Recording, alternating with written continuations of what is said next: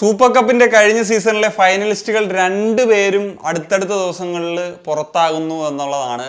ഇന്നലെ ഈസ്റ്റ് ബംഗാൾ ആയിരുന്നെങ്കിൽ ഇന്ന് ഒഡീഷ എഫ് സിയും പുറത്താകുന്നു. അത് ഒഡീഷ എഫ് സി സ്വന്തം നാട്ടിൽ, അതായത് ഭുവനേശ്വറിൽ നടന്നിട്ടുള്ള മത്സരത്തിലാണ് പഞ്ചാബ് എഫ് സിക്കെതിരെ 3-0 എന്ന് പറഞ്ഞിട്ടുള്ള ഒരു ദയനീയ പരാജയം നേരിട്ട് പുറത്താകേണ്ടി വരുന്നത് എന്നുള്ളതാണ്. ഈ സൂപ്പർ കപ്പ് നമുക്ക് നോക്കിക്കഴിഞ്ഞാൽ അറിയാം, എല്ലാ മത്സരങ്ങളും ഒരു വൺ സൈഡഡ് ഗെയിം. ഇന്നലത്തെ ഇപ്പോൾ കേരള ബ്ലാസ്റ്റേഴ്സിൻ്റെ മത്സരമാണെങ്കിലും, ഈസ്റ്റ് ബംഗാൾ മത്സരം, ഇന്ന് നടന്നിട്ടുള്ള ഗോവ ഗോകുലം മത്സരമാണെങ്കിലും, അല്ലെങ്കിൽ ഇന്നത്തെ Punjab F C and Odisha F C മത്സരമാണെങ്കിലും ആധികാരികമായിട്ടുള്ള വിജയങ്ങളാണ്, ക്ലീൻ ഷീറ്റുകൾ നേടിയിട്ടുള്ള വിജയങ്ങളാണ് എന്നൊക്കെയുള്ള പ്രത്യേകതയുണ്ട്. ഈ ഒരു മത്സരത്തിലേക്ക് വരുന്ന സമയത്ത് തീർച്ചയായിട്ടും പഞ്ചാബ് എഫ് സി തന്നെയാണ് കളിയുടെ ഒരു തുടക്കത്തിൽ തന്നെ ഒരു ഡോമിനേറ്റ് ചെയ്ത് നിൽക്കുന്ന, അല്ലെങ്കിൽ ഒരു അറ്റാക്കിംഗ് രീതിയിലേക്കൊക്കെ വന്നിട്ടുണ്ടായിരുന്നത് എന്നുള്ളതാണ്. അപ്പം അങ്ങനത്തെ ഒരു മൊമെൻറ്റിലാണ് അവർ ആദ്യത്തെ ഒരു ഗോളും സ്വന്തമാക്കുന്നത്. ആദ്യ പകുതിയിൽ തന്നെ അവർക്ക് ലീഡിലേക്ക് എത്താനായിട്ട് സാധിച്ചു എന്നതാണ്. അസ്മിറിൻ്റെ ഗോളാണ് അത്. പുൽഗ വിദാൽ കൊടുത്തിട്ടുള്ള ഒരു ബ്രില്യൻ ഒരു ബോളാണ് അത്. അതൊരു അടിപൊളിയായിട്ടുള്ള റൺ നടത്തി. അതൊരു അസ്മിർ ഒരു വിങ്ങിൽ നിന്ന് വന്ന് കറക്റ്റ് ആ റൺ തന്നെ ആ ഒരു സെൻറ്ററിലേക്ക് ഇൻവേർട്ട് ചെയ്ത് വന്നിട്ട് ജസ്റ്റ് ഗോൾ കീപ്പറുടെ മുകളിൽ കൂടെ ചിപ്പ് ചെയ്തിട്ട് അത് ഗോളാക്കി മാറ്റുന്നതാണ്. അങ്ങനെ ഒരു ബ്രില്യൻ്റ് ആയിട്ടുള്ളൊരു ഗോളാണ്, ബ്രില്യൻ്റ് ആയിട്ടുള്ളൊരു അസിസ്റ്റാണ് എന്ന് നമുക്ക് പറയാൻ സാധിക്കും.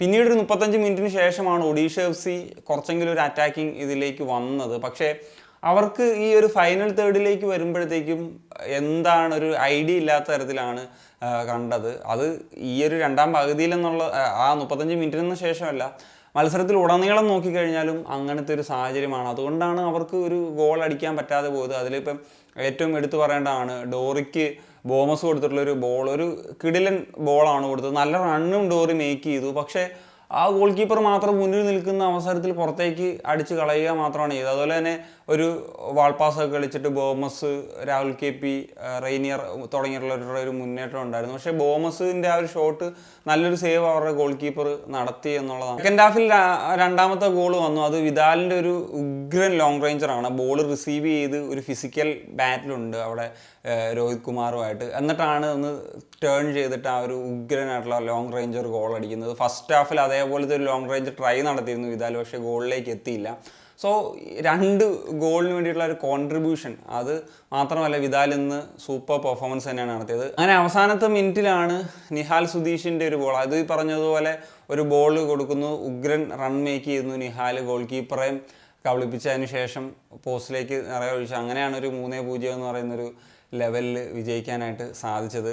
സോ പഞ്ചാബ് എഫ് സിയുടെ ഒരു ഉഗ്രൻ വിജയം. എന്നാണെങ്കിലും അടുത്ത മത്സരത്തിൽ 3-0 തന്നെ ഗോകുലത്തെ പരാജയപ്പെടുത്തി വരുന്ന എഫ് സി ഗോവയാണ് അവരുടെ എതിരാളികൾ എന്നുള്ളതാണ്. പ്രധാനപ്പെട്ട 2 താരം ഇപ്പം ഫിലിപ്പ് ഇല്ല, അതുപോലെ ലൂക്ക മാച്ചനൊന്നും ഇല്ല. ഇങ്ങനത്തെ ഒരു സാഹചര്യത്തിൽ നിന്നൊക്കെ വന്നിട്ടും പാനോസ് മാക്സിമം സ്കോഡിനെ യൂട്ടിലൈസ് ചെയ്തു.